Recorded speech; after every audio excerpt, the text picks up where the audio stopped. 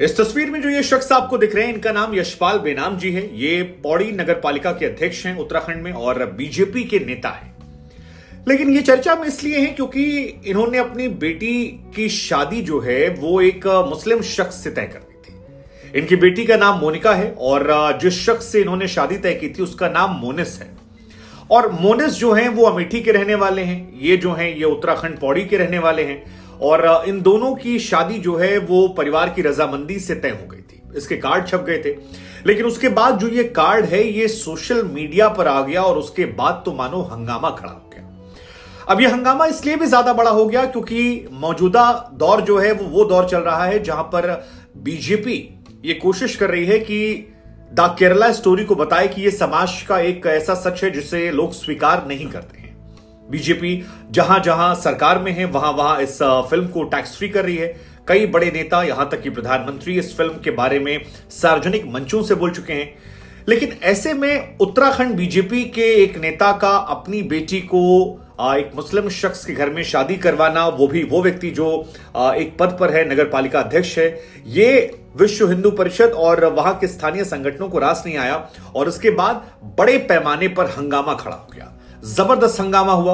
19 तारीख को इनका पुतला फूका गया, इनके घर के बाहर प्रदर्शन किया गया और कई तरह के इन पर अब शुरुआत में तो ये जनाब जो हैं ये इस बात को लेकर स्टैंड कर रहे थे कि यार लड़का लड़की जो दोनों नाबालिग नहीं है वो बालिग हो चुके हैं और हर व्यक्ति को अपनी आजादी है अपने हिसाब से काम करने की, जीवन साथी चुनने की।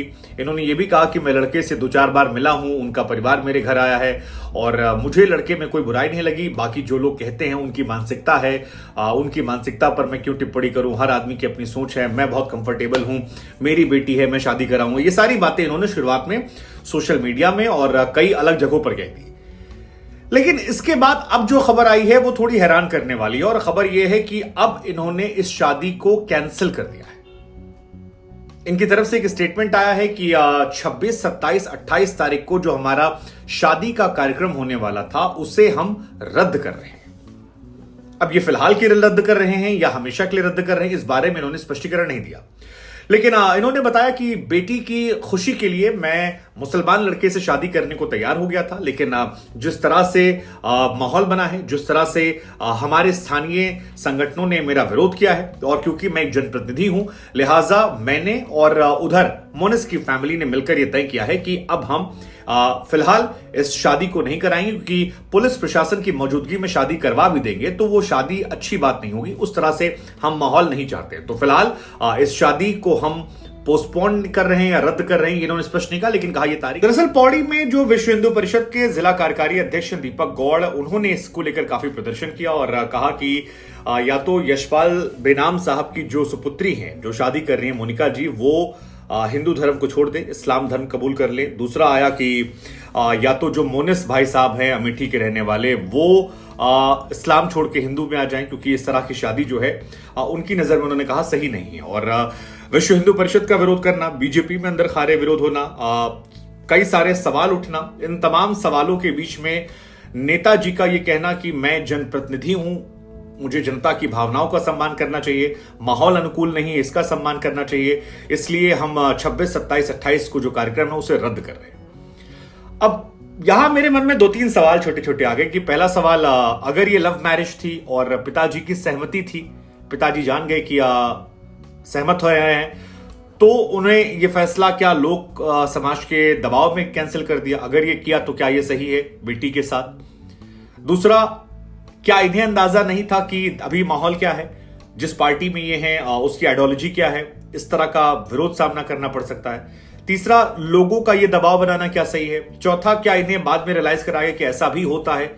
इनकी आंखें खोली गई जो कहा जा रहा है केरला स्टोरी से। लेकिन जो भी है ये मामला काफी ज्यादा ट्रेंड में है और फिलहाल शादी जो है वो पोस्टपोन या कैंसिल जो भी कह लीजिए वो हो चुकी है, चर्चा में है। हालांकि इस पूरे मामले को लेकर आपको बता दें कि शुरुआत जो हुई थी इसकी मुस्लिम समाज की तरफ से ही विरोध उठाया गया था। कई सारे लोगों ने सोशल मीडिया पर शुरुआत में पोस्ट डाला कि देखिए बीजेपी के जो नेता हैं ये दुनिया भर को हिंदुत्व सिखाते हैं, उसके बाद लव जिहाद की बड़ी बड़ी बातें करते हैं, परेशान करते हैं, लेकिन जब अपनी बिटिया का ब्याह करना होता है तब ये जाकर चले जाते हैं एक मुस्लिम लड़के के पास।